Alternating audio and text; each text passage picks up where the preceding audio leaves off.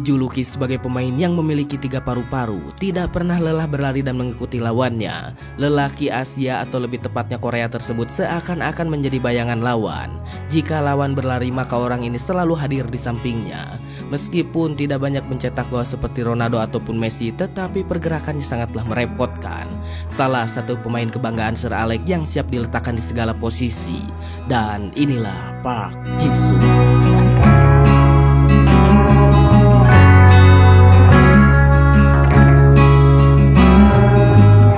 Pemain yang terkenal santai dan tidak banyak tingkah, Ji-sung menjadi orang Korea yang bermain di Liga Eropa dan cukup diwaspadai pergerakannya.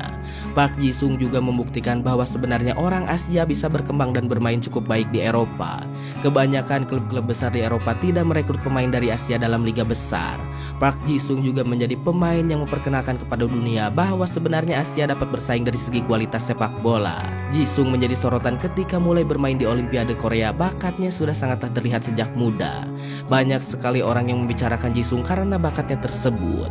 Tak terkecuali negara tetangga yang mulai memperhatikannya. Ji-sung juga sempat bermain di Liga Jepang Kyoto Parpa Sagna di tahun 2001. Pemain ini juga menjadi salah satu pemain yang cukup berpengaruh hingga akan masuk ke Liga Utama Jepang. Bakatnya atau talentanya sangatlah luar biasa. Ji-sung juga menjadi salah satu pemain timnas Korea.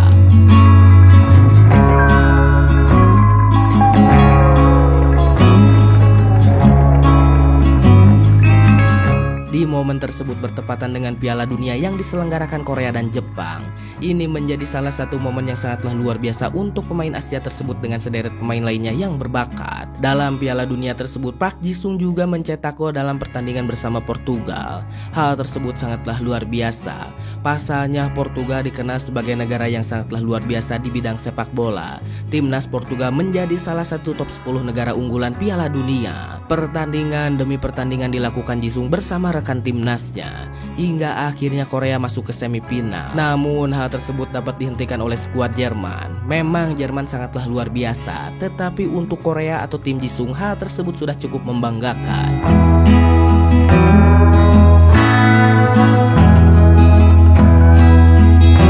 Setelah berjuang, Ji-sung memutuskan untuk pergi ke Belanda untuk memperbaiki karirnya agar lebih baik lagi. Pilihan Ji-sung ketika masuk ke Eropa adalah PSV.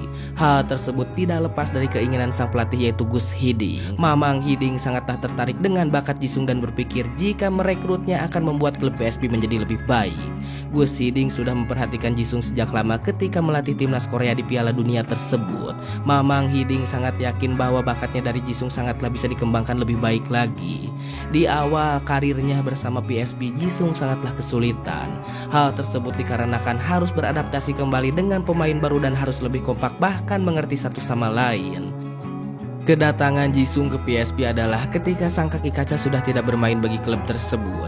Ini semakin membuat Ji-sung dapat berkembang dengan leluasa. Karena jika ada Robben, Ji-sung harus lebih giat lagi latihan karena mengejar si kaki kaca atau Arjen Robben sangatlah sulit, bahkan menyamai pemain yang sering cedera tersebut. Dikala kepergian Robben, Ji-sung menggantikan posisinya. Dan yang cukup membanggakan adalah Ji-sung dapat bermain sangatlah bagus di posisi sayap atau winger tersebut. Hari demi hari dari musim duren hingga musim rambutan, akhirnya Liga Champions PSV harus berhadapan dengan AC Milan yang memiliki pemain legendaris di masanya. Memang di sini PSV tidak dapat mengalahkan AC Milan, tetapi debut atau pertandingan tersebut pada tahun 2004 adalah awal nama Ji-sung dilirik beberapa klub besar di Eropa. Pertandingan tersebut memperlihatkan skill dan ketekunan Ji-sung yang membuat para klub besar lain tertarik. Ji-sung terus berlari menghalangi lawan dan berusaha keras untuk memberikan umpan atau asis kepada rekan demi serangan agar bisa mencetak gol. Bahkan pada masa tersebut Ji-sung juga sempat masuk ke dalam nominasi sebagai pemain depan terbaik UEFA.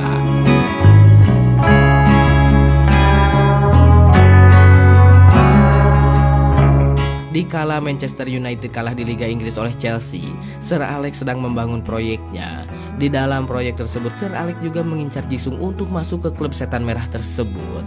Sir Alex sudah banyak memperhatikan Ji-sung sejak lama, dan Sir Alex cukup yakin dengan pilihannya bahwa Ji-sung akan sangatlah cocok masuk ke Manchester United di bawah pengawasannya. Akhirnya dengan segala pertimbangan yang penuh dengan kesepakatan yang mufakat, Ji-sung hadir ke Old Trafford dengan harga 4 juta pound sterling. Tetapi dalam kehadiran di klub Setan Merah tersebut, pihak MU dituduh banyak fans agar bisa menguasai pasar Asia karena memboyong Ji-sung masuk ke tim tersebut. tersebut.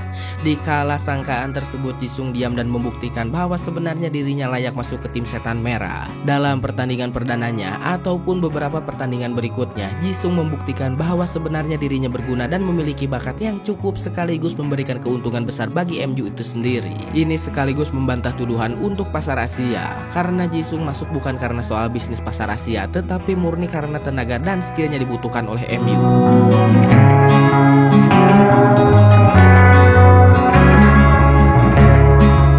Ketika bertanding dengan AC Milan, Sir Alex menggunakan strategi agar Pirlo tidak bisa berkutik dan hal tersebut sangatlah ampuh.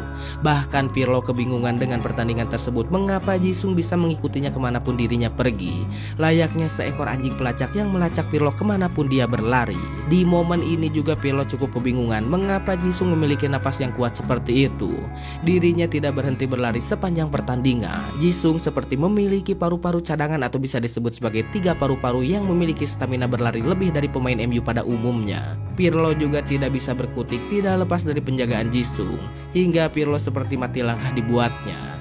Jisung menjalankan tugas yang diberikan Sir Alex sangatlah bagus dan tidak lupa akan strategi tersebut dan memanglah sangatlah berhasil. Park Ji-sung adalah salah satu pemain MU di masa tersebut yang cukup bisa diandalkan dan dapat dipercayai soal loyalitas terhadap tim ataupun klub.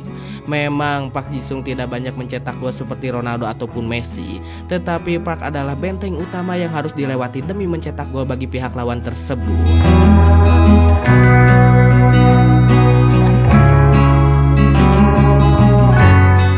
Di kala Liga Champions tahun 2008-2009, perempat final MU berhadapan dengan Barcelona.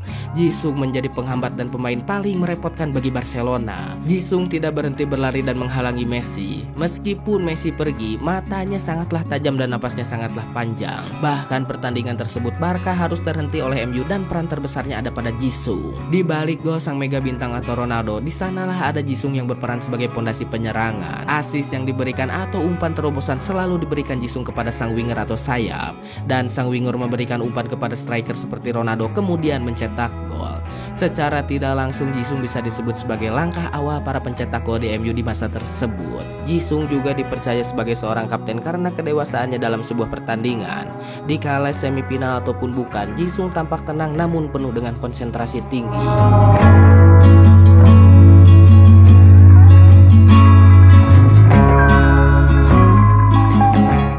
Namun Sir Alex juga pernah berbicara ketika Pina dia tidak memainkan Jisung. Hal tersebut menjadi salah satu penyesalan Sir Alex itu sendiri. Memang MU menang, tetapi saya sadar kemenangan tersebut tanpa Jisung bermain sedikit agak berbeda. Jisung sangatlah berperan penting untuk MU, sikap profesionalnya sangatlah luar biasa. Jisung adalah pekerja keras, sangatlah teladan dan bisa menjadi peluru yang bisa bolak-balik di lapangan hijau. Bermain selama 7 musim untuk Setan Merah dan menyumbangkan kerja kerasnya dengan 11 trofi bersama rekan satu tim, sang pelatih dan para pendukung setia Manchester United.